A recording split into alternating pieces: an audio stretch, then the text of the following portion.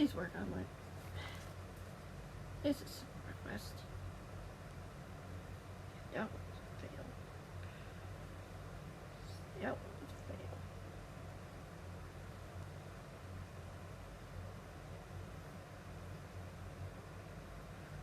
Yeah.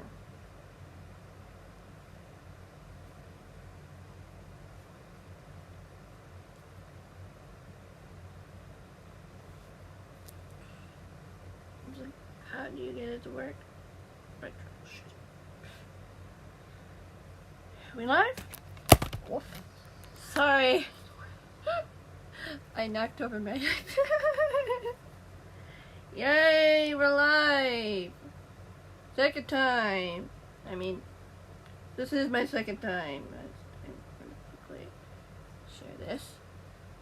Pretty sure it worked. I just simply logged out of my account and logged back in. Just like it's suggested I do. It's that simple.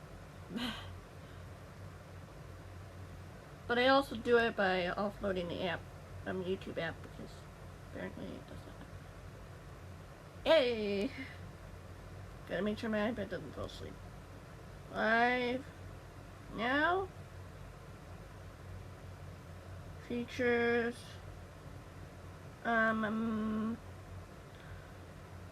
Yeah. I'm gonna try to get to the end, because we're like at chapter 32, and there's like 8 more chapters, but it's not a guarantee. And if we don't, that's fine. And I can just read the rest in separate chapters. So. But if we do, that's great, because then I just read the short stories. In video form, of course. Equation, of course.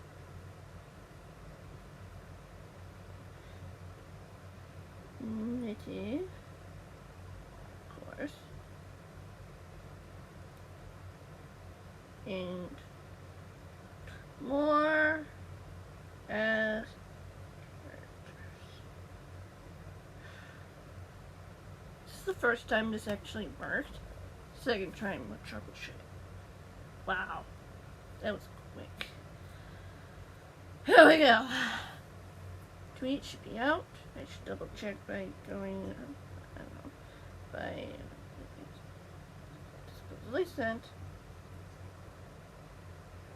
Good. Still alive. Right? If you want to tell the others on group chat, you can, but you don't have to. Of course, I don't have it muted, so don't do any of the fun stuff. You know what I mean? Hi! Okay, I'm gonna press the home button and go to the home page.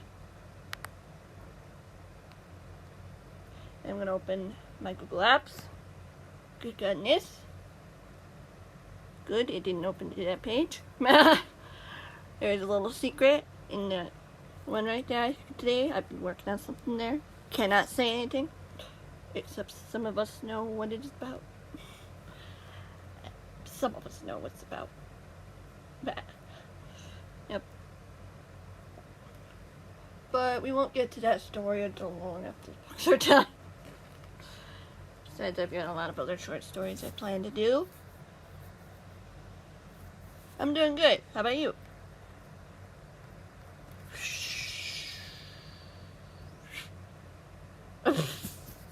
Yeah, you get a heads up on everything that's happened. Yeah, a lot of things have happened. Whew. It's like I was working on my little project today. I was also working on whether or not the helpers could see the difference between Mirror Stampy and the actual their friend Stampy. But yeah, I stopped after a bit because I just wanted to get an overview. I wanted to research what the actions of the mirror helpers a little bit more, because they would most certainly reflect what actually the other helpers would feel. Even though my short story might be different, like I want to look into the consequences of each situation. Like, if they do find out, figure it out quickly. What will happen in the short term and the long term? But if they don't, would they figure it out eventually? Like, what if Stampy didn't find a way back and was trapped in there, in the mirror world? That's the question we'll be asking then, which will be interesting. Because I like asking those questions. Hey.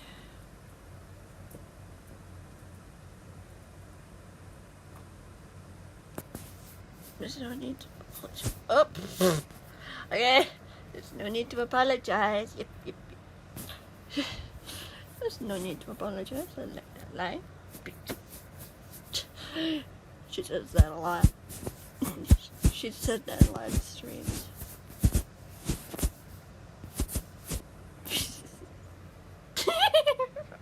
You saw the clips. Don't worry about it. I'll read through it. Don't worry about it. I'll read through it.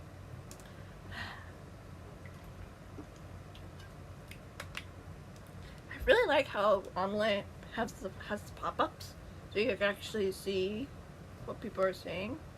But of course, it doesn't always say the long message. So I still have my phone on me to make sure the stream's okay, and to do other steps. Yeah. People will come in periodically. I just run to stream now. Like, I moved my my essay for accessible technology stuff over to Saturday, like around 10 a.m. Gives people time, other people time to upload their things. Like, yeah. It's just like me reading an essay that I wrote. Academic essay. Academic article, technically. Like, yeah. But this one's good. It's like I wanted to do it. It's like I was debating whether or not I should just do a videos of each chapter for the remainder. But seeing how many chapters there are in these books, it's crazy. It's like different parts of short stories might also result in that, because the short story I'm working on probably wouldn't really, like, I could do it in a stream, but I don't need to do it in a stream. So I could do it individual parts. Just interesting. Yeah. Right, just to get started. What happened to my voice there?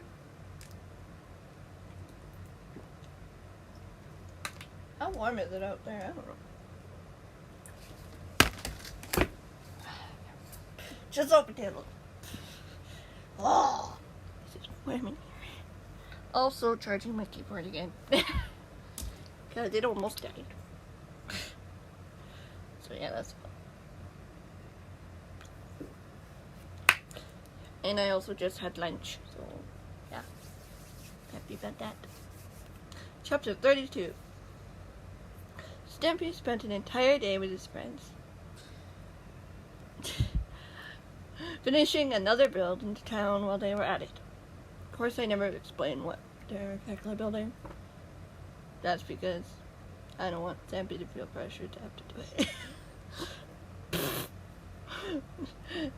It did distract him temporarily from the realities and questions he faced, not knowing what was happening to his friends.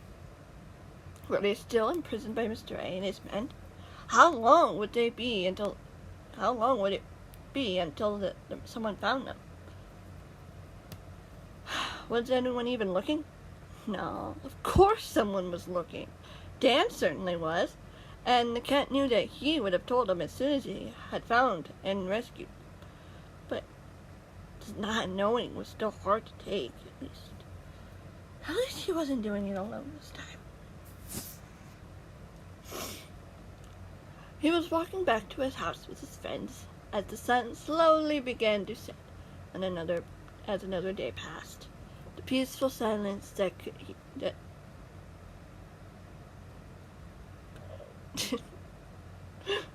the cat could hear surrounding them, part of the marvelous splendor of his home. Not just the town, but the funland as well. It was what made the world even nicer at night. Oh. Not that it wasn't much safer, but it was certainly better than nothing. The cat took a deep breath as he took in the smells of the world around him. He could smell food, flowers, grass, much more. Even the hint of smoke from time to time. Though the scent didn't bother him too much now like it had quite some time ago. He had no reason to be afraid now. He was safe. He just hoped that all of his friends could stay the same. "What's on your mind?" a voice asked from beside him, and the cat looked over to see that Squishy had caught up with him and was walking side by side, keeping in step with her friend. The cat swallowed and shrugged. "Nothing much, really. It's just it's getting close to when I get back in touch with Dan to see if he has any news about the others soon." She nodded. "We're all worried about them." "I know," the cat said. I also know that Sam's capable of surprising all of us. But I just want to know that they're okay, at least. I don't want to feel irresponsible if anything happens to either of them. "But it's not your fault if anything happens," she replied. "Some people of the cause might not agree, especially if they thought that it could have been avoided. Sam wanted to make sure we were safe. He knew the risks," she said thoughtfully. "And it doesn't matter what the cause thinks, because you know better. You know who that boy really is. After all, he risked quite a lot to protect you, just like he is probably for your sister." Count on it. "Do you think they'll be able to find their way back here, even if they manage to get away from those men?" "There's a will, there's a way," she replied with a nod. "I have confidence that they'll come back. How and when, I don't know. But I do know they will." Stampy smiled and nodded. "Yeah, I suppose you do have a fair point there." Squishy chuckled and nodded as they continued onward. The cat could see that the sky was getting darker as the sun began to set. My retainer is starting to get in the way. Stars slowly began to appear in the sky, twinkling softly with their tender glow that was familiar to him. "Sure looks pretty nice tonight," Duckling said, following his gaze up into the sky. "Yeah," the cat agreed, trying not to think about his friends, so a few questions couldn't help but slip through. Were his friends seeing the same, or at least a similar night sky? Where were they seeing it? Were they thinking of him, like he was of them? Would he ever see them again? "Oh, hi, Nettie." "Aww, it's cute." First time Nettie showed up on my stream. Yay! "Well, if you want to talk to Dan before the moon rises, you better do it quickly," Martin said from behind, followed shortly behind William and Fiddy, all three of them alert to something. Of course. "I'm not worried about being late," the cat assured him. "We'll be fine." They said nothing more as the cat and his friends arrived at the house. He opened the door and held it out for us to... Wow, YouTuber friends and Fizzy to walk through.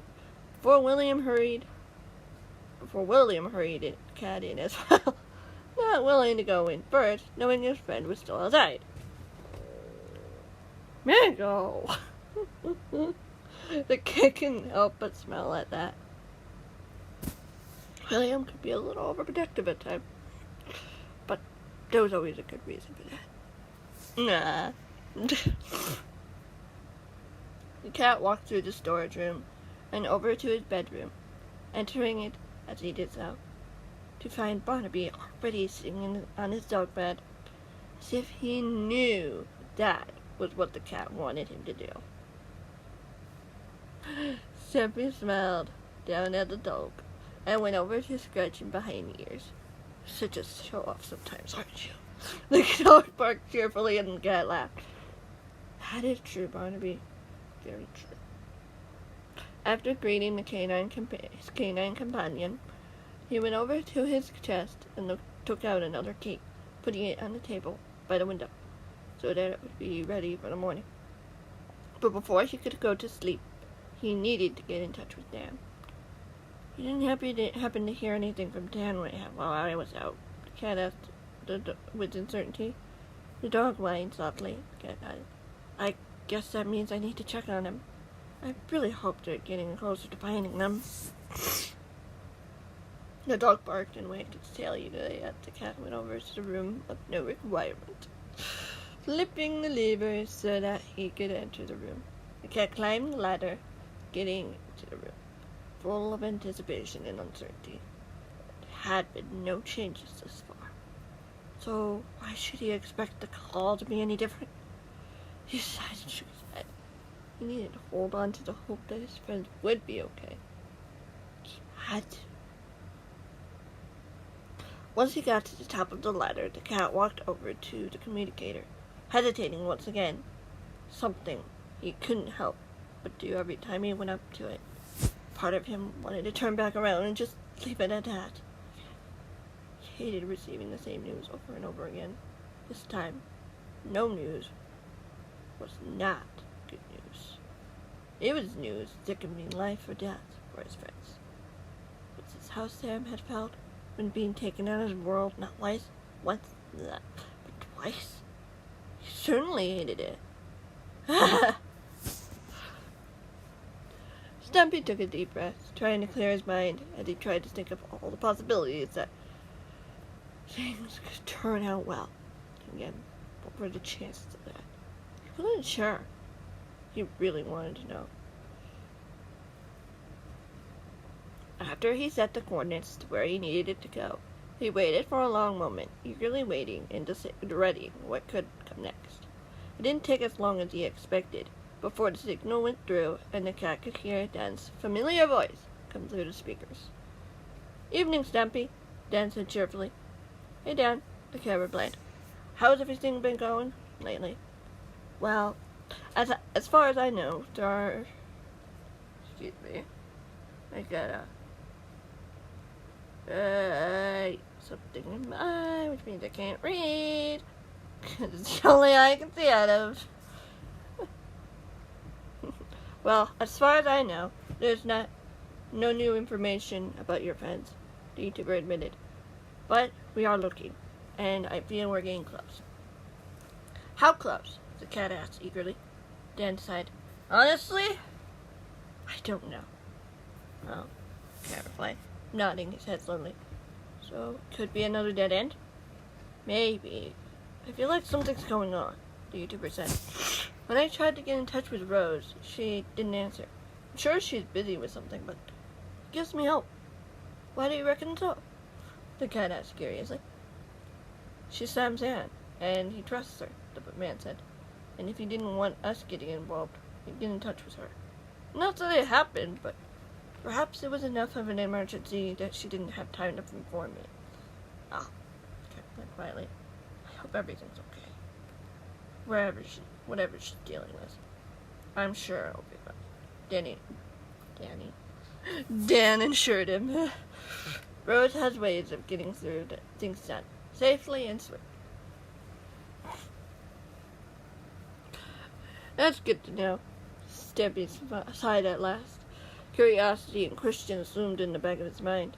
Was it right to have a little bit of a hope? Or was it just something else? Something else, and not the fact that his friends had been found. What was the chances of that? Fairly possible, he decided. There still was a chance the boy and the bush baby had been found and were being rescued. But he was almost afraid to put his hopes up too high. He'd feel better knowing that the men couldn't get to them, that they were safe. He needed that. Otherwise, he would go insane with all the uncertainty that surrounded him and those he cared about, his friends. "Well, you probably should get to bed then, Stumpy," Dad said. "I'll try to have news tomorrow morning." "If you say it that way, I'll never fall asleep," the cat told him with a laugh. "I'm sure you will, unless something comes up," Dan replied. "Be ready for anything, Stumpy." "I will," the cat said.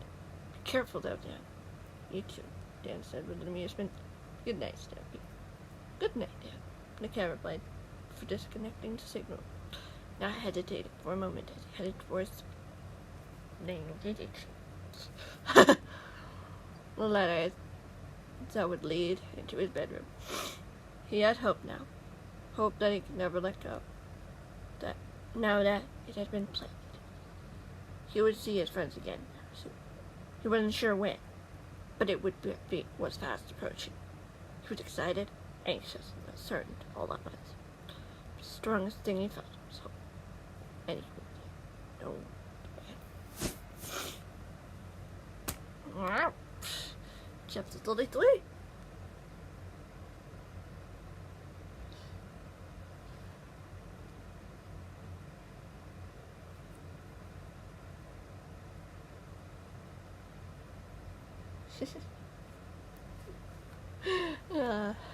Chapter 33.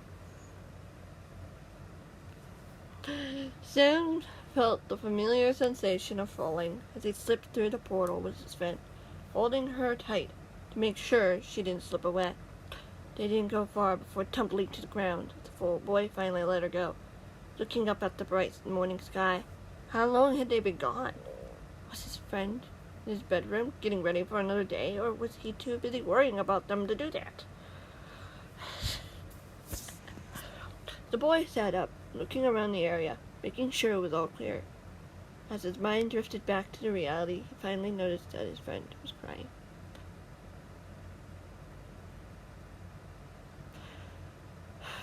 He turned towards the bush baby, who was still lying on the ground, curled into a hug as she took deep breaths, but he could see the tears, and he knew where they were coming from. Hey, his friend up to a hug. Okay?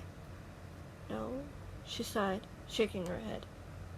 She swallowed back another sob and she added, why did it have to go like this? Why did Eli do that? Because that's his job, to make sure that he gets you somewhere safe, the boy said softly. He's protected thousands of people this time. This is no different. Except that he's gone, she said, shaking her head again, as she wiped a tear from her eyes. He was one of the strongest people in the cause, and one of the few that actually had the power to make sure no one would get to Stampede with ill intentions, especially after what happened last time. The boy nodded, hating what those men had done in their attempts to get what he deserved.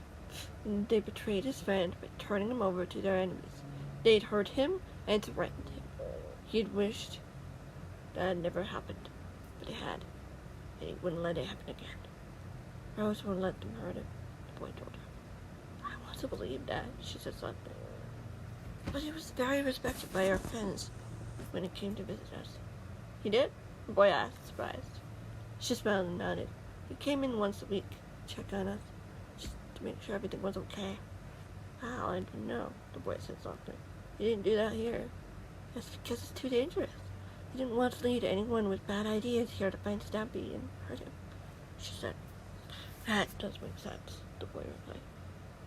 But he's not alone here. Besides, we have far more allies who have our back if anyone does try to attack. We do? She asked. Dan seemed to think so, the boy said, smiling with amusement. I guess I can see that, she said. But how are we going to get through this? Without the cause? Who will be there to protect us? You've got me, and many others who will fight for you, the boy said. Besides, we do have each other. When there's a group of YouTubers that work together, they are stronger than when they're alone. She smiled and nodded, usually. He sighed, knowing what she meant. Yes, usually. But you know what I do, she agreed. I'm just scared about what may happen next. What if those men win? What if we can't stop them? Archie can't hurt anyone anytime soon. And Gerald is gone, the boy said. The biggest threat now is Mr. A. But I know we can take it.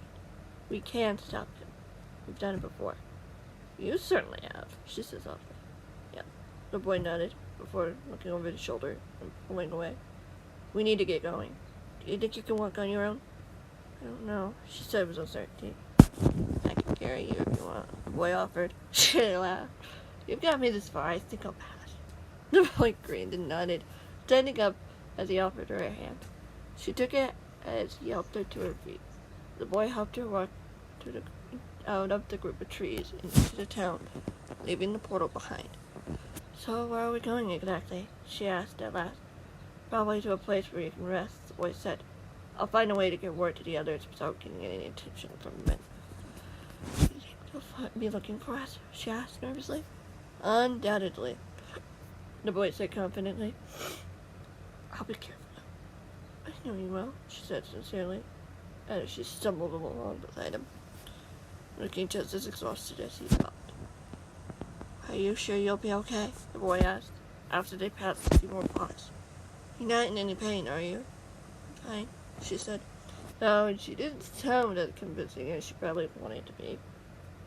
I think the hospital might have something for you, the boy said. You mean the carrying cat clinic? She wondered. Yeah, the boy said. She nodded. I guess that's probably the best idea right now. Certainly, the boy said as he led her through the town. Taking her past several buildings, he did his best to locate the clinic. It didn't take long before he found it and led her into the building, taking her to the bed, the only bed upstairs, that was waiting for her. As she laid down, letting out a relieved sigh, she climbed in. The boy located a potion of healing and gave it to her. She drank it without question and leaned back, looking at the boy sadly. Are you sure we'll be safe here? She asked at last. But now, yeah, the boy said. But the faster we're surrounded by our friends, the better off we'll be. I'm glad, she said with a smile. I trust you, Sam. I want to thank you for not giving up on me, for helping me, even though you have to. Just because I don't have to doesn't mean I can't, the boy assured her, squeezing her paw as he asked her to get some rest. Sleep. You need it. Don't go too far, okay? Promise me that, she said. Please rise. I won't be long, the boy promised. Get some rest. Okay, she said it with a sigh, as she closed her eyes, falling fast asleep as the boy stepped back and left the room, heading towards the pet shop. An idea in mind. Not an idea in mind. Wow. With an idea in mind. That works. He didn't find it hard to locate it and went over to the window, looking in to see 8 dogs looking back at him. The dog wagged her tail rapidly as the boy gestured for her to come out. The dog stood up instantly, appeared beside the boy, which startled him slightly. Did you really have to do that? Hey, Fluffy. You look happy to see me, the boy whispered, scratching the dog behind the ear. The dog barked and licked the boy's face as he circled. Can you do something for me? I want you to find Stampy and tell him that Nettie and I are in the clinic, and hurry over there. Not sure how long we'll be able to stay before the men find us. The dog whined softly, nudging against the boy's leg. Sam sighed. I know, but right now we need help. Nettie's exhausted, and I don't want to push her any more than I need to. Please hurry, okay? The dog barked, wagging her tail as she bounded away, before disappearing from sight. Teleport, don't. The boy hesitated for a few moments before turning back, wanting to get back to Nettie as soon as possible. Oh boy. But as he was just about to turn the corner that would lead him to the clinic, he heard a familiar scream and an explosion. Oh boy. The boy rounded the corner and found, to his horror, that part of the wall to the clinic was gone, and his friend had been dragged out of the bed, struggling weakly against the same man who had killed Eli, the same man who was more than eager to end her. Nettie! The boy shouted as he ran faster, trying to get to them, but he noticed a few men attempting to come up as he dodged out of their way, managing to grab one of their swords in the process as he ran up to the man, who had thrust the bush baby to the ground, looming over her menacingly. The man froze when he heard the boy approach, smirking as he turned to face him. So smug. The boy lunged at the man, trying to push him away from his friend, but one of the men behind him grabbed him by the collar of his shirt, yanked back, sending him sprawling to the ground, losing the sword in the process. Well, isn't this nice? The man mused. You spend 1 minute away from your charge, giving me the chance I needed to take her. Expect me to simply let you stop me? He laughed as he shook his head. Keep him back. I don't want him interfering. You won't get away with this, the boy shouted, Eddie got to his feet, trying to charge towards the man, only to be pulled back. He struggled against the hands that kept him back. Her friend's nowhere here. They'll be here any minute to stop you. The man laughed again. It can't possibly get to her in time to save her. The boy watched as the bush baby scrambled away from the approaching man, but didn't go far when he grabbed one of her injured wrists. She cried out in pain as she struggled, being dragged to the wall again. He forced her to stay put. Do this, the boy warned. You really don't want to do this. Oh, I do, boy. You can't stop me. The man sneered as he extended a sword. The bush baby gasped in horror as the boy pushed and pulled harder against his captors. Angered and frustrated, he couldn't help his friend. Where should I start? The man asked her softly, aiming the weapon casually. The boy could see her shudder as she stared up at the man, unable to move her eyes off him. Help! The voice shouted, breaking the man out of his triumphant daze. If anyone can hear me, we need help. Shut him up! The man hissed at one of the boy's captors, but the boy continued to shout, struggling against the man. Finally, the man scowled as he grabbed the bush baby again and lunged at her. She screamed as she yanked herself out of his grip, causing him to miss as she tried to get to her feet. But he kicked her down again. Wow. If you try to shout one more time, boy, I'll make sure you're next. The man snarled as he pointed at the bush baby. For her, she'll have to deal with what I want from her. Ouch. He put away the sword and lunged toward her. She screamed again as the man went for her neck, and the boy lunged forward, ripping himself from one of his captors as he tried to get to her.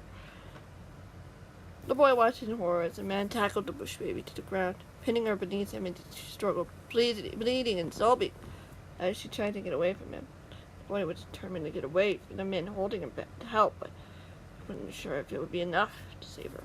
All of a sudden, the boy saw someone jump from one of the buildings, landing behind the man as he reached down and grabbed him, forcing him to let go. What the? And when he was thrown back against the wall, pulling the boy, he recognized who it was.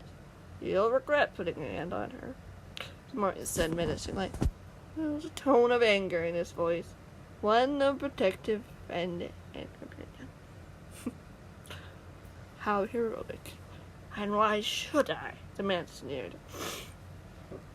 But before the YouTuber could say any more, the boy caught the man glancing over to one of the guards, keeping him back and in command. The boy noticed what him nodded. To let go of the boy and began heading towards the bush baby, which was still on the ground, catching her breath and trying to pull herself together. Oh, no, you don't, the boy said as he lunged at the man. Finally free, as he tackled him to the ground. Running over towards his friend, he stood between the men and her. The man that was pinned by Martin managed to cool smile. Well, perhaps you are far more clever than we realized, but that will save you. You're still outnumbered. I wouldn't be so sure of that, the voice said from above. The boy and the men looked up to see 5 figures standing above them. Squishy, Stampy, and all 3 of the helpers. The boy managed to smile as he looked back at me. You were saying? The man sneered. This changes nothing, boy. Mr. A will get what he wants, one way or another. The man shouted for the soldiers to attack. The boy watched in horror as the men extended their swords and came towards him and the bush baby. The boy looked behind him to be met with fear in his friend's eyes. The 5 newcomers then took the moment to jump down, standing in front of them in a protective semicircle. The boys followed, knowing they didn't have much time. They needed to get Nettie out of this. The boy leaned down to his friend. Are you okay? Not really, she admitted, a groan as she managed to sit up. The boy could see that the explosion and the man's attack had weakened her a bit. Sorry I didn't come back sooner, the boy apologized. She did come back. You got help, she said quietly, managing a pained smile. Thank you.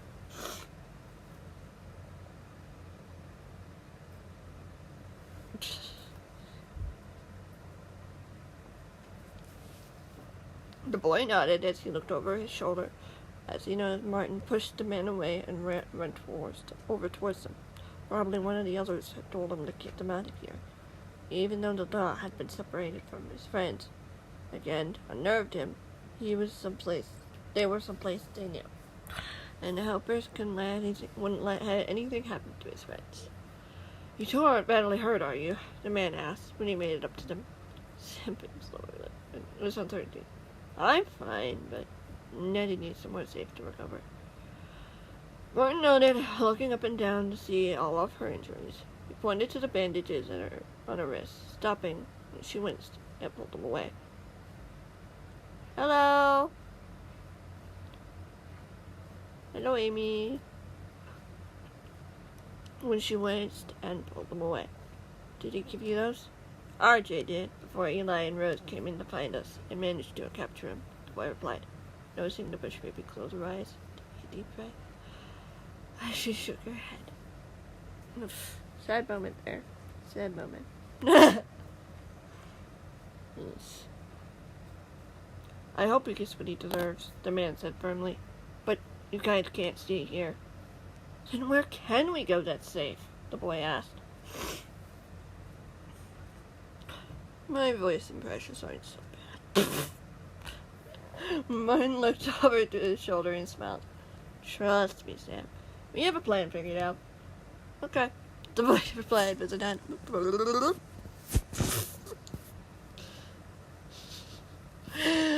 That was a nod.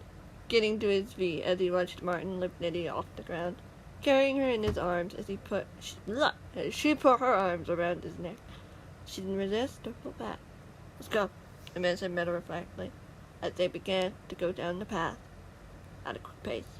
But the boy wasn't afraid of the chance of one of the men following them, because he knew that his friend would be safe. It didn't take them long before they arrived back to the house. Where did that yawn come from? The boy looked at his friend, who was at ease and relaxed. No one was threatening her. No one could hurt her, especially when Martin was concerned. The boy was glad he had people there he could trust, not only for Nettie's sake, but for Stumpy as well. I don't know why I said it like that, but oh well. Because there was still one threat that loomed over them. He had a name. Mr. A. "Is everything alright, kid?" Martin asked the boy, noticing that he hadn't said much throughout their journey to the house. The boy looked over to see that Nettie was resting her head on the man's shoulder. Her eyes closed as if she was sleeping, but he could be sure she was. "Aw, so sweet."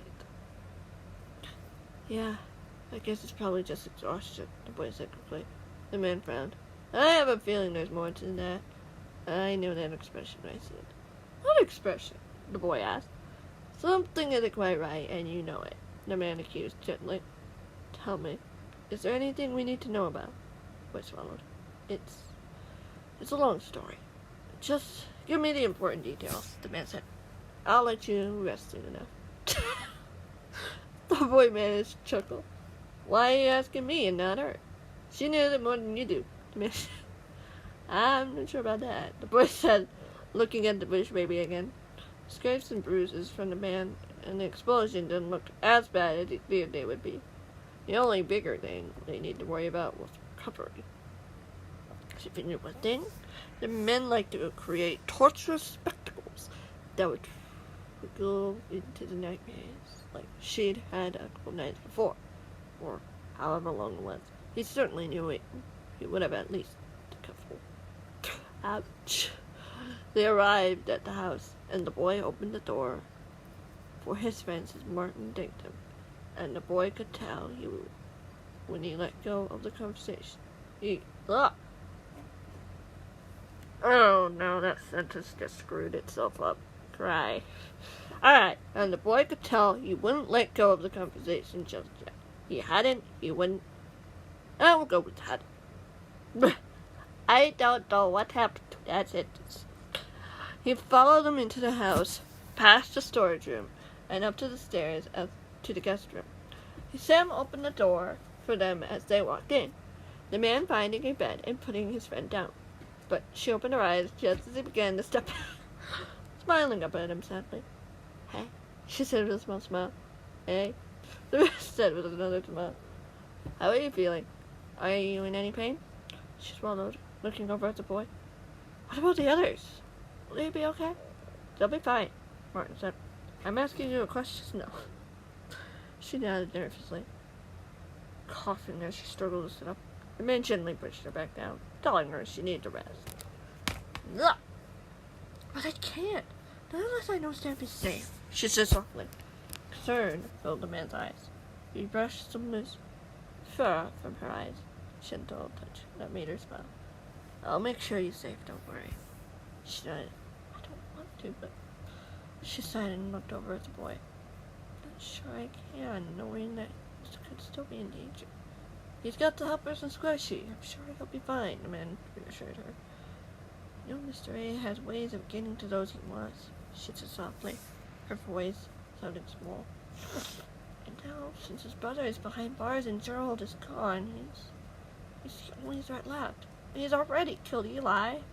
"What?" the man said in shock. She nodded, tears in her eyes as she looked up at him. "He was trying to give us more time, sacrificing himself so that we could escape." She shook her head slowly. "It was horrible. All of it was horrible." The man nodded as he took both of her paws and leaned in close, careful not to touch or bother the injuries on her wrists. "I won't let anything happen to you, or to Stampy. I promise." "I agree," the boy added. "If we do this together, we can stop them.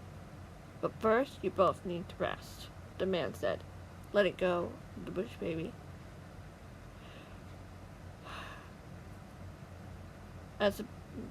Letting go as the bush baby let out a frustrated and sad sigh. "Don't be far, okay?" Sam asked. "I want you to see the others return and report back to us as soon as we wake up." Sam smiled and nodded. "If that'll help, I can do that for you." "Thank you," the bush baby said quietly, the fear in her eyes lessened into reassurance. She closed her eyes. The man went over to kiss her on the forehead, wishing her well. But she stopped him, and the boy watched in amusement as they shared a kiss before she finally did what the man had asked. "Sweet. Were you expecting that?" the man asked the boy quietly after a long pause. "To be honest, I could tell from the first moment I saw you two together." The man chuckled. "You know I care about her. I'd do anything to keep her safe. She's more than a friend to me. I couldn't imagine losing her." The boy swallowed and nodded. Maybe the men did have an idea of what they decided on this plan.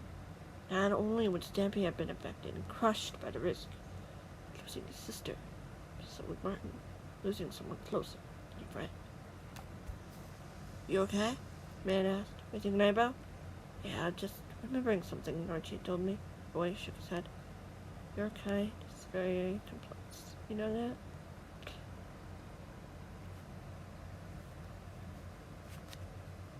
Anyway.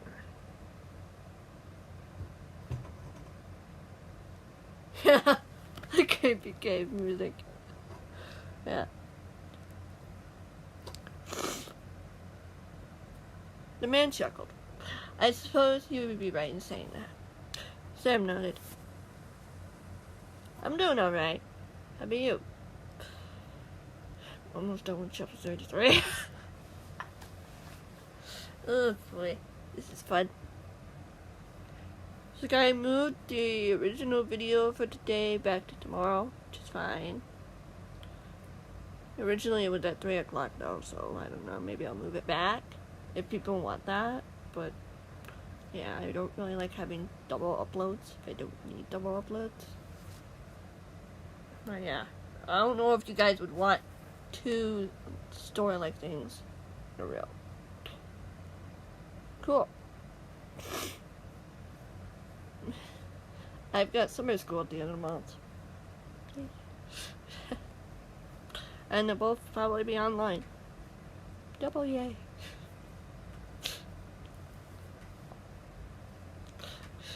Sam nodded. I just hope we can get through this. Saying it is easy, but doing it is the more challenging part. I get that, the man replied. But we're much stronger than we were when we first met. He smiled. We're an unstoppable team. I like that. I really do, the boy sighed. Then can you sleep knowing I've got this? The man asked.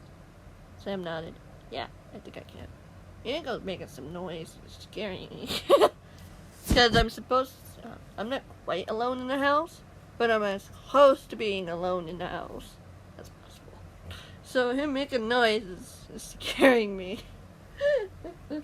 He's just moving around on his rock. Just going back and forth. Guess just wants a belly rub. Or he's just trying to ask for food or something. I don't know what he's doing. Or he's just done with sunbathing. Or heat lamp bathing. Good then, I'll see you later then. The man said with a wink before walking out of the room, closing the door behind him. The boy looked up at the ceiling, trying to relax the chaotic thoughts and questions that filled his mind. He needed to sleep, to rest, knowing that his friends would be safe. After all, their hatchets helped them from those men. And because of that, the bush baby was alive and safe. He'd done it. He'd done what he had come to do. After that, he was satisfied and content to sleep, even though he knew his mission wasn't over. At least he could rest knowing that everything would be taken care of, at least for a short time. It was enough.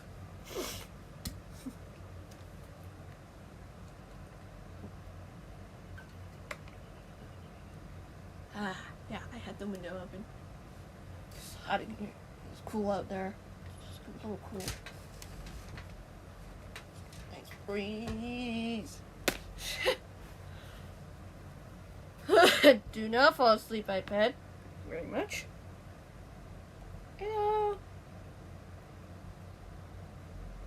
Okay. Okay.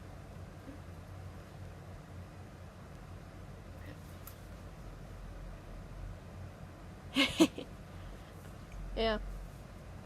Got another YouTuber who liked my comment on something that they commented on, which is cool. It was the first time, but at least it's fun. Yeah. Next chapter? Next chapter. Chapter 34. We're getting close. Every chapter, getting closer. I don't know if we will finish it today. We could finish it today. But I'm not going to say we're going to finish it today. Because we might not finish it today. But we're really close. And it's possible that we could finish it today. Just depends on the time and all that stuff. And how well my voice is doing. Like if there's only one chapter or two chapters left, I'll just read them as stories, as videos. And it won't be a big deal. Because I want to have the short stories as short stories. Specific videos and all that. And yeah, those would be interesting to read. And then I can't quite show you the project I've been working on. Because spoilers for before. But yeah, I am working on the safe house, so I made simple redstone that works. Even though it's not the way I imagined it, it works. I'm just gonna go with it. It's like it's fine. But yeah. I just need a little bit of redstone. It's like it's not exactly how I imagined it, but I'm not exactly sure how I could do that in Minecraft. Based on the design I have, so I'm not gonna worry about it. Especially since super flats in Bedrock aren't technically super flats. Well, they are super flats, they're just not custom.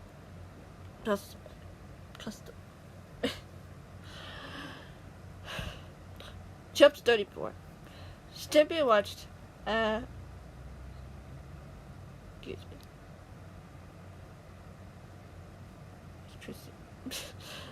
Stimpy watched the approaching men, standing firm and unafraid, surrounded by friends. He had seen Martin taking Sam and Nitty out of the fight to ensure their safety. Do not fall asleep like that. And for that, he was grateful, because he wasn't sure if he could ever forgive himself if something had happened to them while they were trying to protect them. The cat and his friends had been working on another build that day, like any other, but oh well. I already knew that was happening. I'm like, okay, I'll see that later. Yep, you guys see it too. The cat and his friends had been working on another build that day, just as the brass ball showed up, like any other. Even though he had been worried about his friends and still not hearing back from Danny. Why? I already know 2 Dans, technically. 2 Daniels. But Danny is not in this book, I'm sorry. He might be in a short story, but he's not in the book. I was still heading back from Dan, hearing back from Dan about any updates. He hadn't expected the day to be much more than finishing the build, inside and out. However, they'd been interrupted by one of his dogs, Fluffy, turning up with an urgent message from Sam. It certainly caught the cat off guard, but then again, it was something the boy would do. Even though he could have found fireworks and used those, the boy wanted to make sure the men couldn't find them. But when he and his friends got there, the cat figured out that it didn't seem to matter, and just seeing the men trying to hurt his sister cut him deep with anger and regret. Should have been able to get there faster, to stop this from happening. But that didn't matter now. Wrong now. Well, you can read it as now. You now have all the knowledge in the world. I don't even know what that happened. She was saved, and so was Sam. Knowing that he'd been a part of that filled him with pride. No. The cat watched as Polly began to throw her snowballs. Snowballs are boom! Causing a few men to back up with uncertainty, because they think it's real. As Williams suddenly began shooting arrows, a few of the shots hit the men straight on their shoulders, while a few managed to duck out of the way just in time. Gosh. The cat raised his overpowered sword, daring for any of the men to come any closer. Squishy at his side, doing the same. Yaw! You really think a few arrows and snowballs are enough to stop us? The man said with a sneer, standing cautiously behind his men. Look at me. What a coward. I'm sure you haven't seen everything, the cat replied, matter-of-factly, as he shoved back one of the men that had gotten too close, and the man screamed when his arm caught on fire. Oh boy. The cat bit his bottom lip, gave up from laughing. This was a battle. People could get hurt, and these men knew that. Oh my goodness. The lead man's eyes brightened as he saw what lay before him. What's that man's sword, Cat? How'd you find it? A friend gave it to me. That's all you need to know, the cat said. The cat snapped, pushing another man back. This time, careful not to strike him with the blade. Yeah, Gracie replied. You best surrender now, since your victims aren't here anymore. Oh, no, the man said with a smile. He stared at the cat as he said it. The cat swallowed, trying to push back the shudder that so desperately wanted to be free. What do you mean? The cat demanded. After killing the leader of the cause, I'm sure he'll want to crush all hope for the YouTubers, the man sneered. And that means you. You're lying, Squishy shouted. The man shook his head. I killed him myself. Just ask your little friends when they wake up from their little slumber party. The man laughed as he said it, getting the chuckles from his neck. The cat bit his bottom lip again, fighting the urge to lunge at the man, knowing it would be pointless. He'd made his point, given his threat, and the cat knew that he was right. If he was telling the truth, Mr. A wouldn't want to come for him next. After all, fear was the man's strongest weapon to destroy the YouTubers. Destroying him and Eli would destroy not just the cause, but all any hopes the man could be stopped. Stampy, look out! Squishy warned. Stampy was brought back from a daze as he looked up to see one of the men lunging for him. He cried out as he raised his sword, only to find snowballs and eggs pelting the man as he scrambled back. Wow! That was too close, the cat said quietly, looking over at the man, who looked even more amused. I have ordered my men to take you alive, cat, the man said. I'm sure Mr. A would be pleased to see you again, especially when I bring you myself. Killing Eli, I will be able to rise higher than either IJ or Gerald could ever do. That's so not happening, Squishy said confidently. You'll have to get through us first. Oh, I'm sure I will, the man mused. And again, don't we have ways to get around that? After Gerald's ultimate death and Archie's capture, Mr. A will do just about anything to make a point. Killing Elijah White is only the beginning, my friends. It's the beginning of your end. The cat swallowed as he took a step back, remembering the same words that Gerald had told him a couple months ago. Words that had frightened him before still had the potential to do it again. He wasn't sure if he could go on, but he couldn't give up. He just couldn't. The man smiled as he watched the cat step back from the fight. Squishy stepped in front of him, seeming to understand something that he had never mentioned aloud.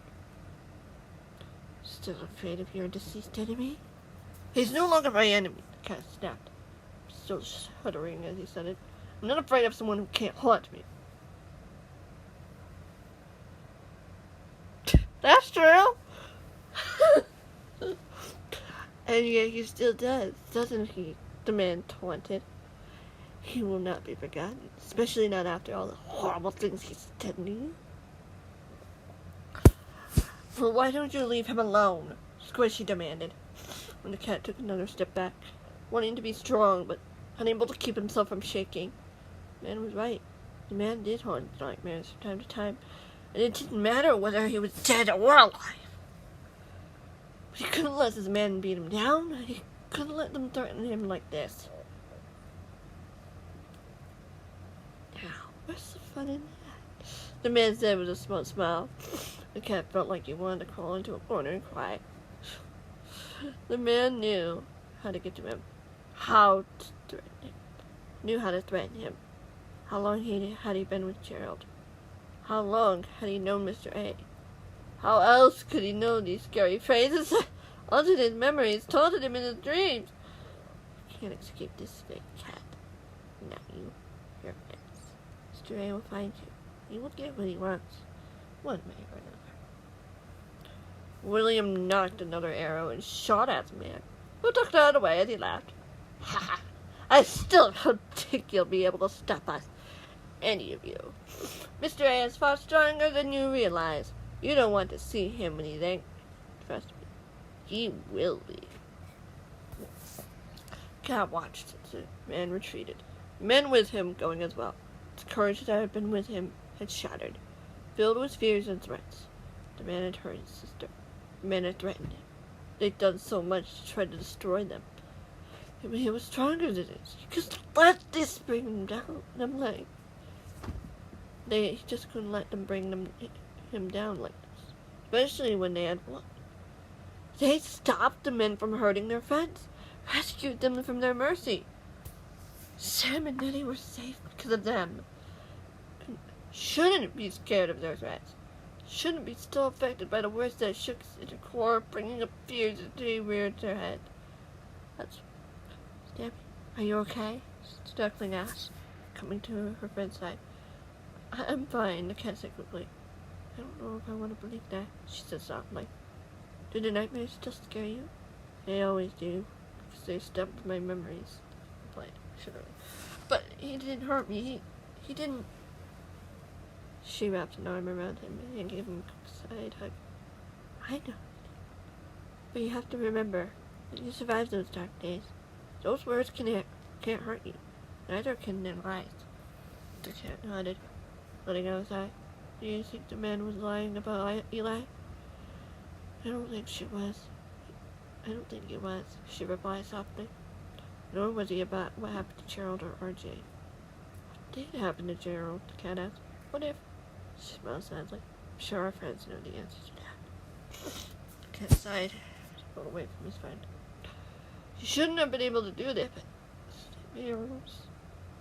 You're stronger than those nightmares, Duckling said. Those are only the hollow shells of those men. Nothing more. He can't hurt you. But the real ones can. Or should I say, one. The cat said bluntly.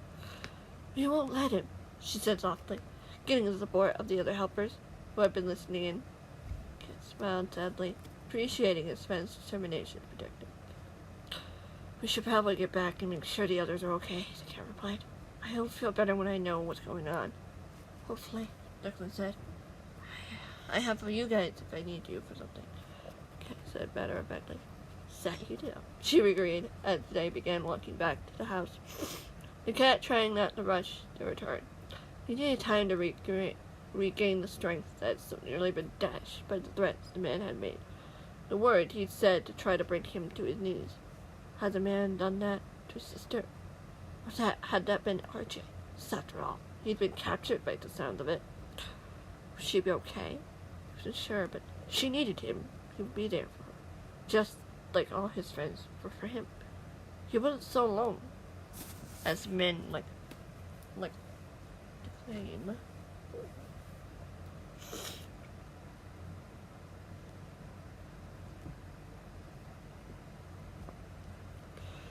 It didn't take long before they made it up to the house, William opening the door for his friends to walk through. The cat looked at him with gratitude, thanking him as he passed him, and went towards the guest room, where he knew his friends would be. But as he made it past the storage room, he found Martin standing by one of the stairways that went upstairs. The man smiled as he approached him. Did everyone make it back okay? Yeah, the cat nodded. We're all safe. Good, the man said with a nod. Your friends wanted to make sure you guys made it back, especially you, Stampy. I know, the cat replied. Mr. A wants to get to me. I nodded with a frown. What did happen back there? Yes, right, Stampy, that's what. Squish, she said matter-of-factly. He told us that he was the one who killed Eli, and that he wanted to be the one to bring Stampy to Mr. A, to RJ's capture. Mr. A will certainly want revenge, and the man believes that Stampy will be his next target. The man looked over at the cat. Is this true? Yes, Stampy said with a solemn nod. But he told me that Gerald was gone, and he wanted to take his place. Wanted to be even higher than RJ as well. And that's not going to happen, the man said, shaking his head. He won't get to you. I believe you, the cat replied. Nettie and Sam are all right? Yeah. They're sleeping rather nicely up there, the man said with a small smile. It's a bit of a challenge to get to sleep, since they were worried about you. The cat swallowed and nodded. I don't blame them. Neither do I, the man said with a shrug. But you do look like you need a break. Why don't you spend some time to relax for a few hours? Will you tell me when they are awake? I want to see them for myself, the cat replied. Of course, Stampy. All right, then, the cat nodded, looking over his square sheet. Can you come with me? I don't want to be alone after that rat. I don't mind, she replied cheerfully. The cat smiled at her appreciation as they walked into his bedroom. The cat sitting down on his bed as he looked out to the window. His thoughts wandered as he tried to recollect all the things that had happened that day. So much had happened so fast, and there was so much information to pile on in all at once. He wasn't sure how he could take it all. You heard Squish. She sits down next to him on the bed, putting a hand on his back, rubbing it gently, reassuringly. It felt good, comforting, knowing he wasn't alone. He didn't want to be. He was scared to be. He didn't want to give the men a chance to get to him. He didn't want to think the men could get to him so easily. He wasn't the helpless and vulnerable victim they thought he was. He didn't want to be. But what could he really do? The cat looked out the window. Blue sky was a familiar sight. It was a beautiful day outside, and yet he had a massive emotion swirling within him. He couldn't understand. He felt weak. He felt scared. And what if what the men said was true, Mr. A would find a way to get to him. He didn't want that to happen. You want to talk about it? She asked softly. I don't know, the cat replied. I just don't want to be alone. I know you do, she said. I don't want you to feel like you have to hide things from us. We're here for you, to protect you. You have been doing that, the cat replied. You know how scary my nightmares can be. When was your last one? She asked curiously. The cat smiled and shook his head. Not so long ago, I suppose. Have they gotten any easier? She asked. It's not as intense as draining from my memories as before, the cat said. More original nightmares, meant to scare me, bring me back to the memories I want so badly to forget. She nodded. I'm here for you. That guy managed to small smile. For how long, though? Don't you have your own world to tend to? Your own friends? You need me here, she said gently. And Sam certainly doesn't mind me having me here. The cat chuckled.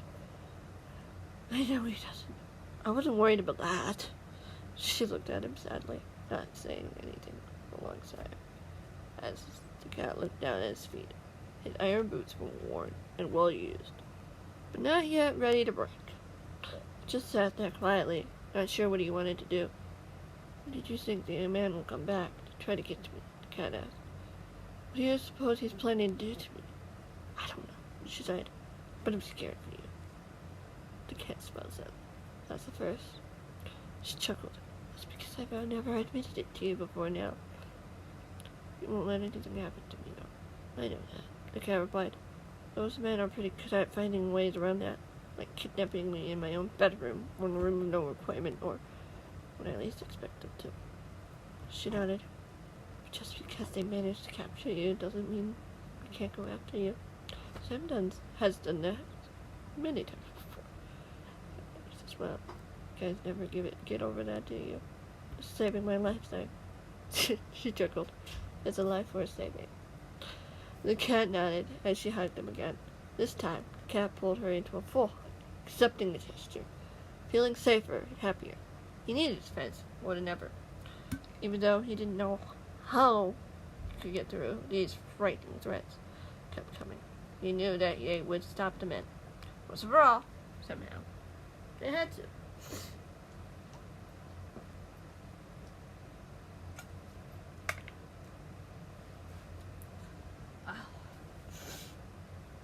Yeah, a sunny day turned into a cloudy one. Lovely. And it was pretty sunny this morning. And now it's the afternoon and the clouds have rolled in. It's like, hello! We're gonna cover the nice blue sky for you. Happy now? It was pretty outside too. Yep.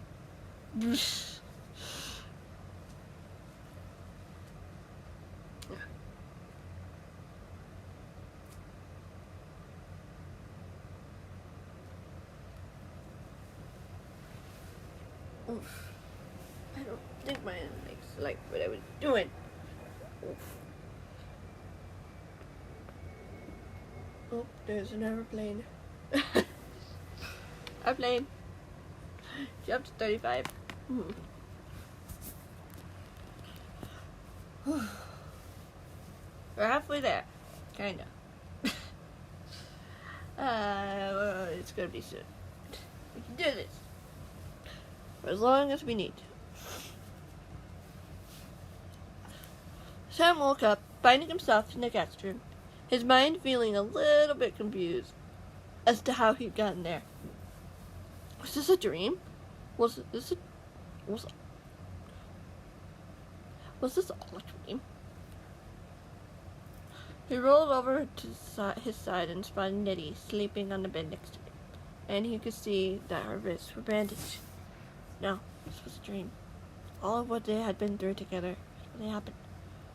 The boy swallowed as he rolled back on his back, feeling more comfortably in that position.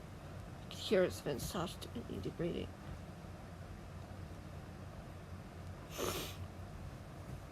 Beside him, still asleep, still safe. Good. She needed to rest after everything she'd been through. The cat laid there on the bed, trying to think about what he should do. Should he go back to sleep, or see if his friends had made it back to the house? At least, he needed to get something to eat. He was hungry, and no doubt Nettie would be too. Maybe he should request a big breakfast for the both. Was it even morning now? He wasn't sure, just after all. There were no windows here, either. That's true. That is certainly true. Well, I like to imagine there's no windows.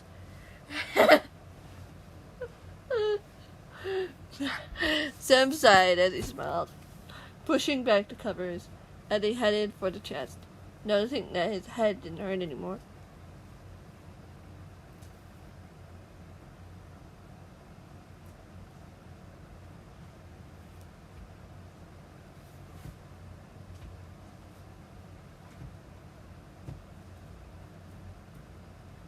It had been killing him after the man had hit him on the head days before, and the lack of sleep hadn't helped any.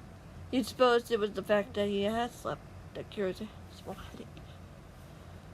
Mystery. Oh, he's causing horrible headaches. Literally and figuratively. Oh, yes. Oh, yes. That's true. He went over to the chest and lifted the lid, looking in to see fresh bandages and healing potions. There was food in the chest as well. Chest. There's only one chest. Yeah, I have like a nice chest near the door. Don't worry about that. That's just something I imagined in the story. So, we're gonna go with it. The room is a little arranged differently in my mind. But that's okay.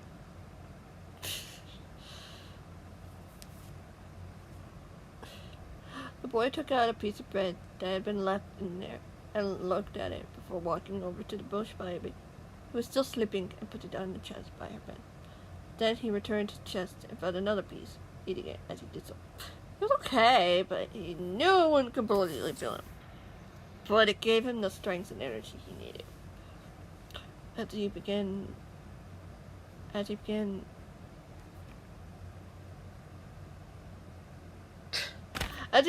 heading for the door, he suddenly stopped in his tracks when he heard his friend's groan.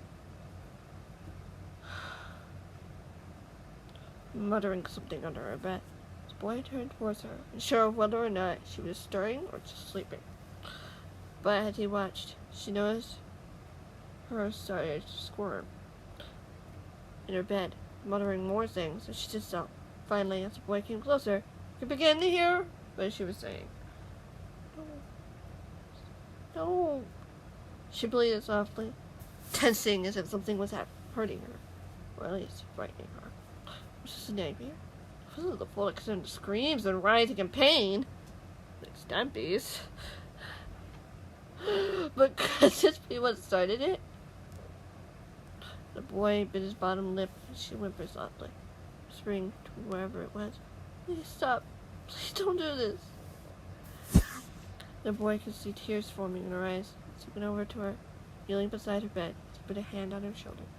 "Nettie?" She didn't respond as she tried to pull away from his shoulder. Wait, what? Yeah, that sentence makes no sense. From him. As if trying to struggle away from something. Someone. "No, please, leave him alone. Don't hurt him." The man looked over at the door, curious as to who she was talking about. Stampy? Martin? Those were the only two she knew she'd hate to see again. Jimmy too, but yeah, she'd hate to see any of her friends get hurt, but Especially not Stampy or Walton. What do you mean? Hey, it's okay. It's just a dream. The boy reassured her. You can wake up, Nanny. Wake up. No. For the whimper turned into a cry. No! Her eyes snapped open as she stared right at him. Wow. Breathing heavily as the boy saw fear in her eyes, his tears began to fall. The boy wasn't sure if he should say anything. Before he could, she tackled him into an embrace. Hey, you're fine, the boy said with a small chuckle. We're fine. She shook her head, pulling away. I don't know. I really don't know. It's just a dream, Nanny. The boy replied. It can't hurt you. It scared me, though. I'm really scared, she said with a shudder as she sat up, looking at her bandages, shaking her head with some more. Who were you talking about? The boy asked. Unless you don't want to talk about it. She swallowed and sighed. It was horrible. I was trapped in the room with Mr. Ament, my brother, that man. Sam nodded, understanding her, without waiting for her to finish her sentence. He's safe. I'm sure that won't happen. How do you know? She asked. Has Martin told you? No, the boy said. But if something did go wrong, tell me. Would he know? She asked with uncertainty. If he knew you needed rest, maybe he didn't tell you. Sam smiled. The boy smiled sadly. See if he's in his room at least. What? Okay, she said with a nod. She pulled the covers back and put her feet on the ground. First, how about you have something to eat? The boys. Keyboard's done charging.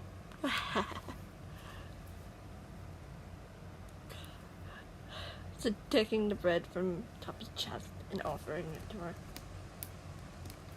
She smiled softly. You really do think things are everything. I have to sometimes, the boy shrugged. Are you in any pain? I can give you some healing potions if you need it. She looked down at her bandaged wrists.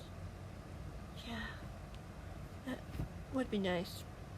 The boy nodded as he went over to the chest again and found a potion of healing, giving it to her as he watched her eat the bread and drink the potion. When she was done, she handed it back to the boy, who stored it back in the chest. Ready to go? Yes. I think so, she admitted, sounding unsure of her own words. It's not far, the boy assured her. We're only seeing if he's there. Okay, she nodded. Then I guess I'm ready. My shoulder. My poor shoulder.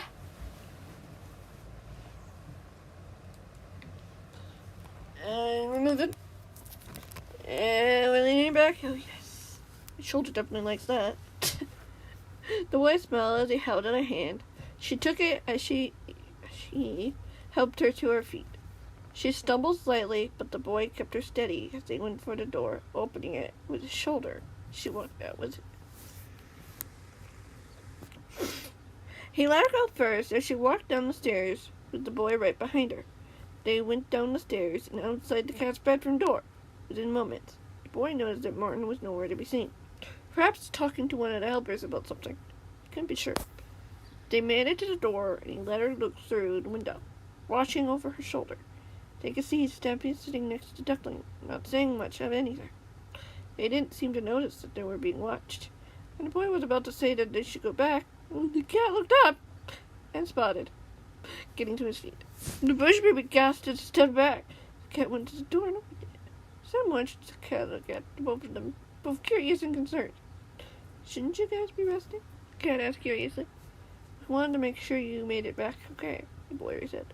Not sure if you should mention the only reason you'd done this was to put his friend at ease about after that awful nightmare. Well, why don't you come in then? The cat offered. It wouldn't hurt to see how you two are doing after all of this. We're fine, the boy insisted. We should probably get back to the room anyway before Martin finds out. The cat laughed. I'm sure he wouldn't mind, Sam. The boy looked over at the bush baby who nodded. Don't mind though, right? She asked nervously. Of course not. You're my friend, after all. The boy smiled. but the two of you were having some fun there. Come on in. The cat insisted with a small smile. We'll have even more fun with you two as well joining us. The boy laughed. All right, that is a fair point. The cat nodded with a grin.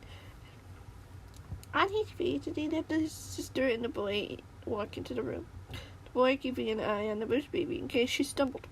Squishy went off to the bed and went to the chest and grabbed 2 chairs. Putting them by the bed, she offered them a seat. How many chairs do you have in there? The boy was surprised. Debbie laughed. More than you know.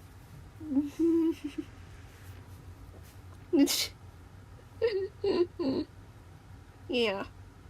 Apparently they have chairs in this world.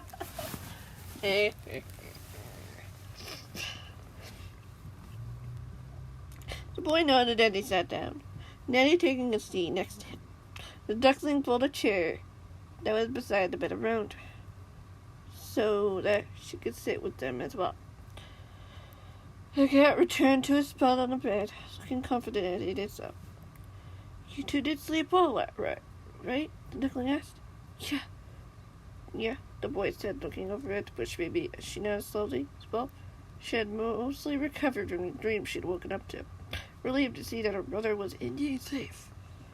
Sure, you guys have a lot of explaining to do, the cat replied, but I don't want to push you if you don't want to talk right now. I'm sure you already know most of it, the boy said. Not from your side, the cat said firmly. I want to know just how bad this threat is, especially if the man was somewhat right in what he said. What did he say to you? The boy asked, deciding to start from there. The cat glanced over at the duckling nervously, the air of confidence he had dwindling slightly. He took a deep breath and began to tell the boy everything the man had told him. And the boy listened, unnerved by the fact that the man had threatened his friend while hiding behind the masked men he was with. What a coward. So, is any of this true? Was that true? She asked. The cat was finished. The boy nodded. Yeah. Gerald was crushed by debris from a creeper explosion. RJ was captured when Eli and Rose went to rescue us, and Eli, the bush baby, was sucked in a breath. He was killed trying to give us time to escape. Mr. A? Squishy asked. Mr. RJ made it clear that his brother wouldn't stop until he got to you, Stampy. Even before his capture. He even wanted to do it himself, wanting to be the one who... The boy didn't want to finish that sentence, but he didn't have to, because the cat was really good at understanding the unspoken words he didn't say. As the boy watched the color left his friend's face, as he looked over his sister. You are okay, right? I'll recover, she said humbly. It'll be hard, but I'll recover. The cat nodded. You look fine physically, she smiled, lifting her bandages sadly. Except for these. They'll heal, the kid said more to himself than anyone else. What about... Have you had any nightmares? She swallowed. What do you think I came here to check on you? Oh, Cat said quietly, understanding, filling his green eyes. I'm sorry you have to go through that. But you're safe, she said. Knowing that makes things so much easier. Guess what? Let's hope it stays that way. Things stay that way. Yeah, she said with a nod. Looking at the window. Bright blue sky and the sun finally just able to be seen through the window. Pretty sure soon night would come. But at least they were all okay. And the boy wanted to keep it that way. What about you, Sam? The cat asked, bringing his attention to the boy. Sam looked over at the cat, seeing the concern on his friend's eyes. I'll be okay, the boy said. The men didn't hurt me. He just made me really want to strangle him, though. The cat chuckled and smiled sadly. You're still that determined boy, I know. I'm here to help you guys, the boy said confidently. I told my aunt that I needed to be here to protect you. Because right now, you need it. Whether from the cops or Mr. A. You need me. And me. Squishy did with a small wink in the boy's direction. Me too, Danny replied, joining her. I'm sure Martin would say it would as well. I know. The cat nodded with a smile. I appreciate all of your help, but just... I hope it'll be enough. It will be, the boy said defiantly. It's not like we haven't done this before. The cat nodded and stood up, coming over to the boy. Sam was surprised when the cat came in to give him a quick hug. The boy returned it as the cat whispered to his ear. Please be careful while you do it. Promise? I promise, the boy whispered back. The cat smiled as he pulled away. Then he went over to his sister and gave her an embrace, which she took with happy tears in her eyes. And the boy couldn't help but smile, knowing that they were all in this together. No matter what happened, they would be there for each other, because that's what friends were for, after all. And he would change nothing like that. Wow. What a way to end the chapter. Wow. Chapter 36.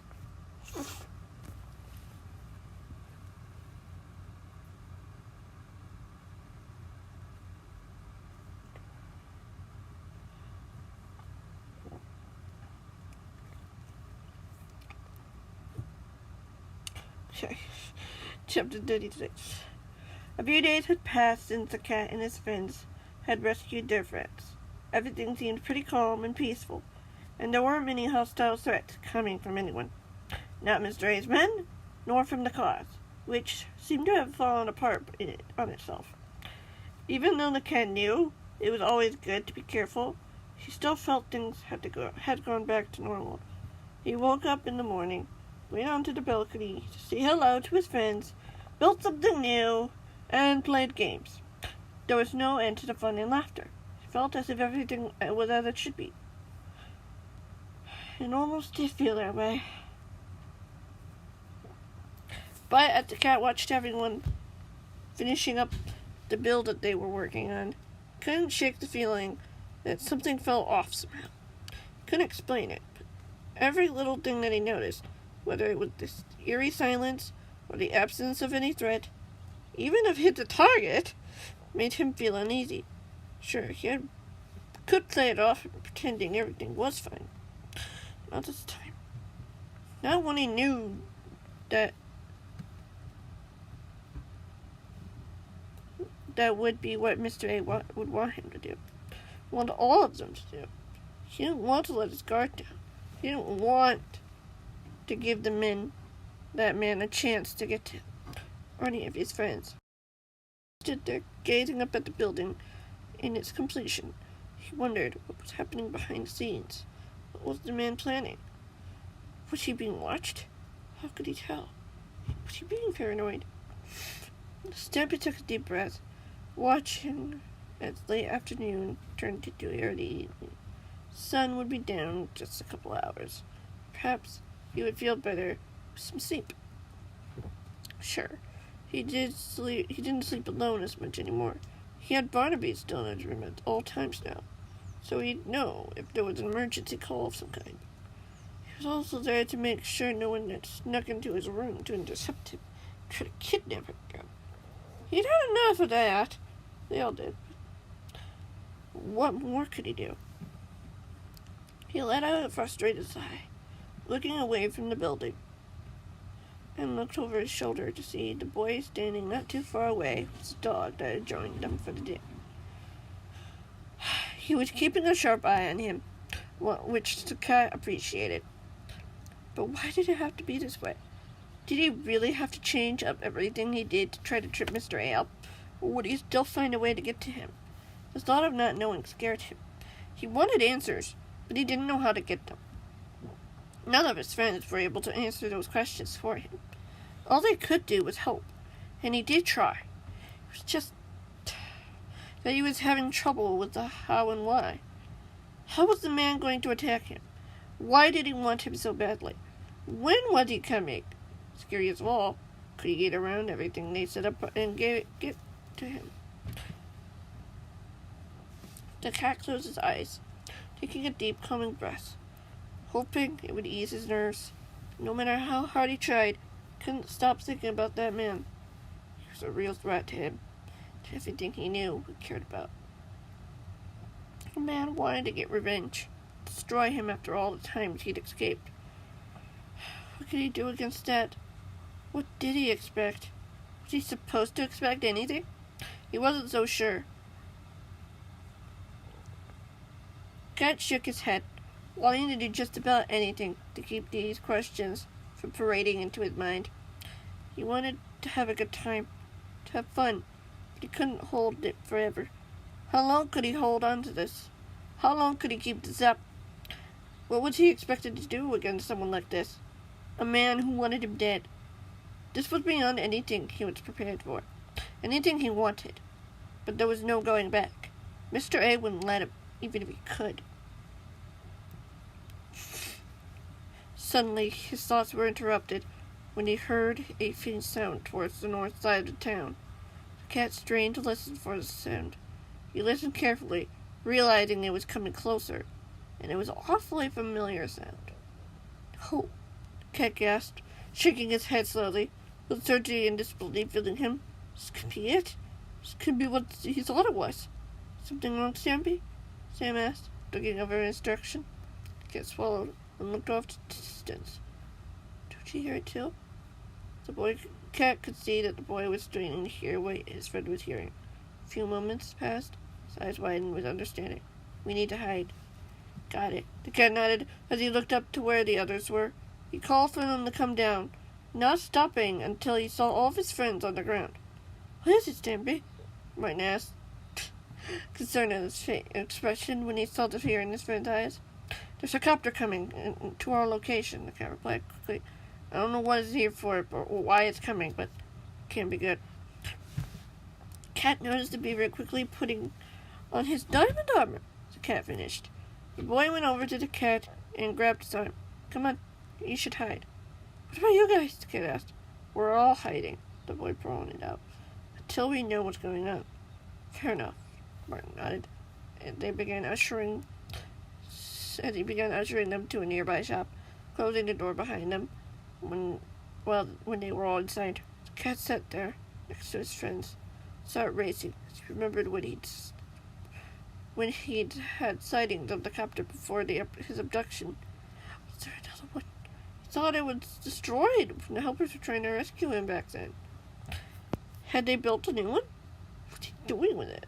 Spying on him? Trying to scare him? To make a point to him?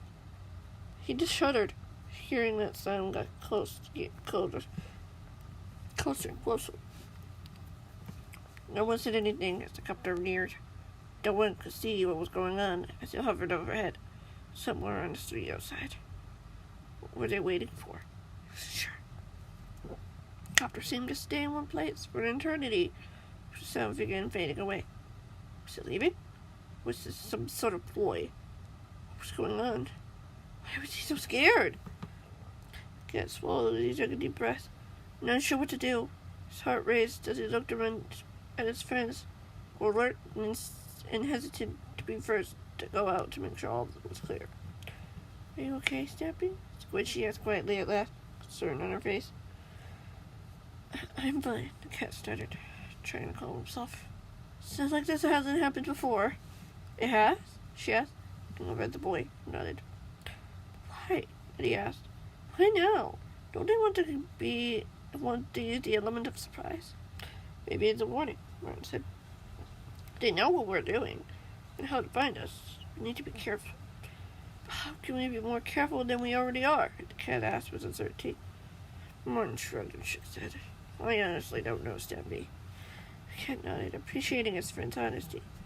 "We'll find a way. We just need to know what they want and how to stop them." "They want you," the bushberry said.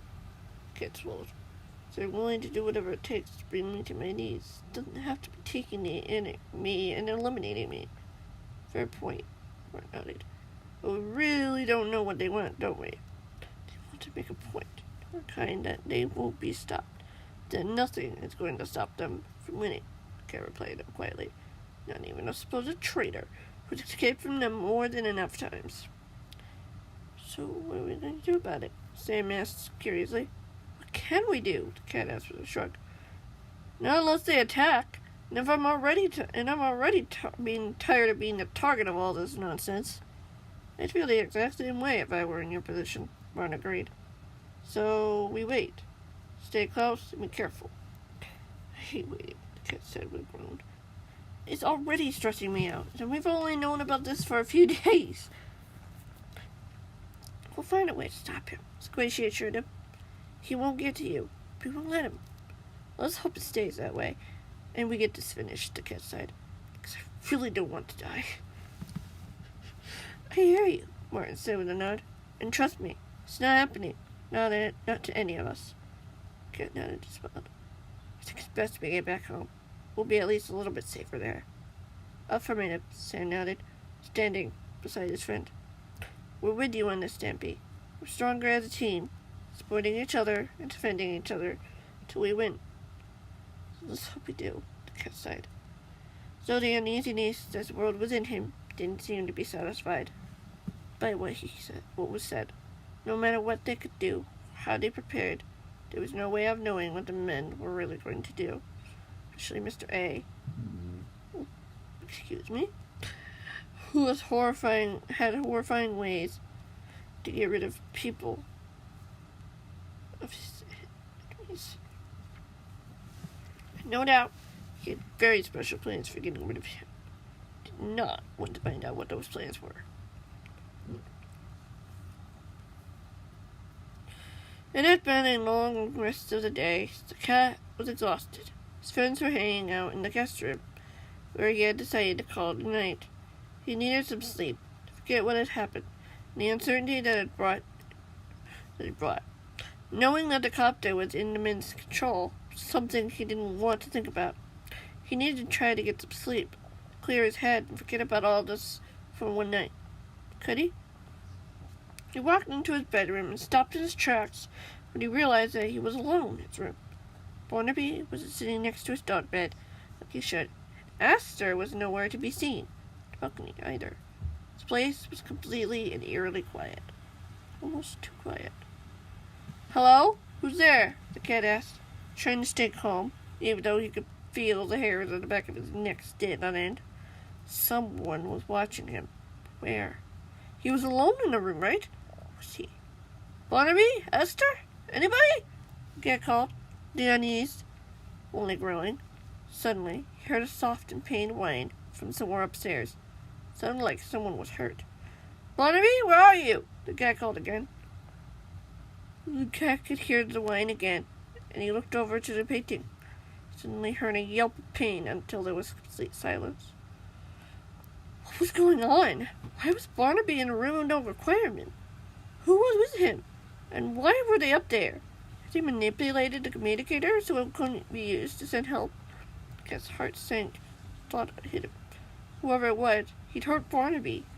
And he was in his room. He had to get out of here. He needed to get help. The cat turned around to run back out of the room when he gasped in surprise. Standing in the doorway was a man in a black uniform with blue stripes on the armbands. Mr. A's uniform. The men had found him. They'd found a way to separate him from his friends. He needed help. Suddenly the cat lunged towards the balcony, only to be tackled to the ground. The cat cried out in surprise as the man pinned him, his arms behind him, and began to bind his wrists together. I wouldn't scream if I were you, voice said over by the painting, and the cat's blood ran cold when he heard it.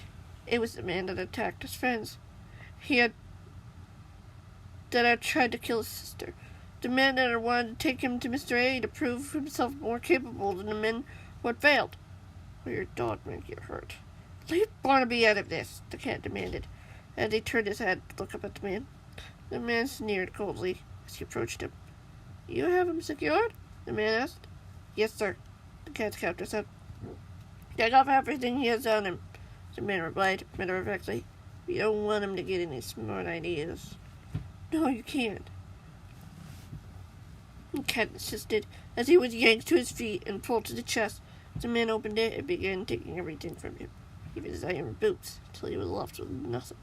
No food, no weapons, no way to defend himself. Is that everything? The lead man asked, ignoring the cat's protests. I believe so, sir, the soldier replied.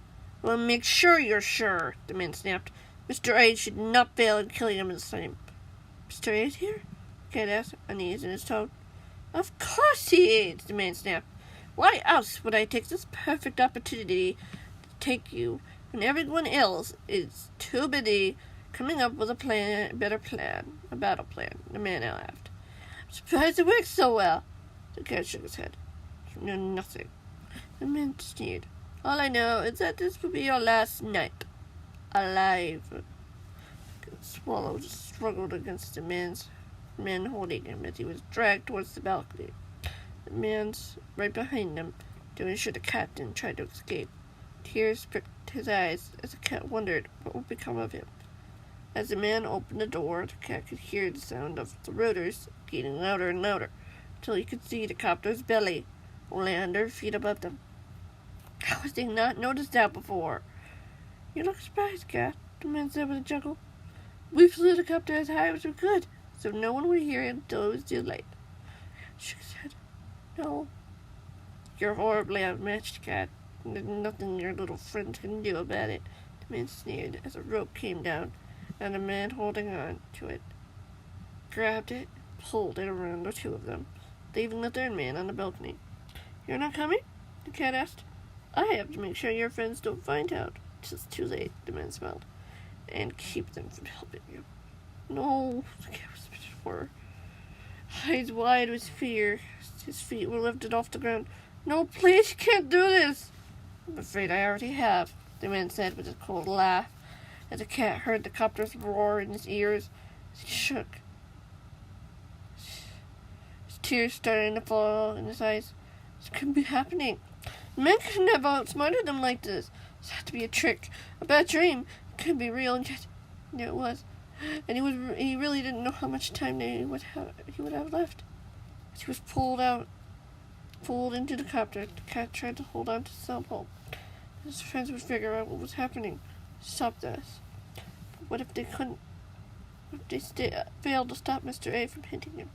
What if this was the end for him? The true beginning of the end of the YouTuber. Had they truly failed? You may never know. Chapter 37. Getting intense.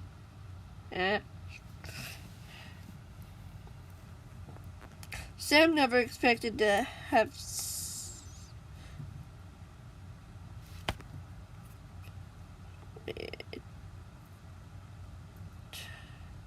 Stampy, why? Well, this is a good spot to stop anyway. Stampy, why? This is a good spot. Chapter 37 is a good spot to end. We can finish the rest next time. Anyway, thank you guys so much for watching. I hope you enjoyed. Unless you wanna... Yeah, there's not enough people. So, no. We're not gonna be rating anybody. It's just gonna be me ending off here, because everybody else is on the other place. Stampy, stream. I'm streaming. Why, Stampy? Anyway, thank you guys so much for watching. I hope you enjoyed. We will finish this soon. And we will definitely finish it next time. Unless you guys want me to do chapters, the last 3 chapters in video form. I could do that. That would be easy. Right away, this will be done soon. And then I just have book 4. After the short stories, of course.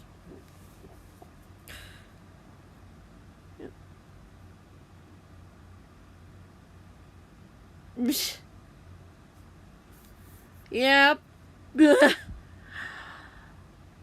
Guys, I gotta stop the stream now. Sorry.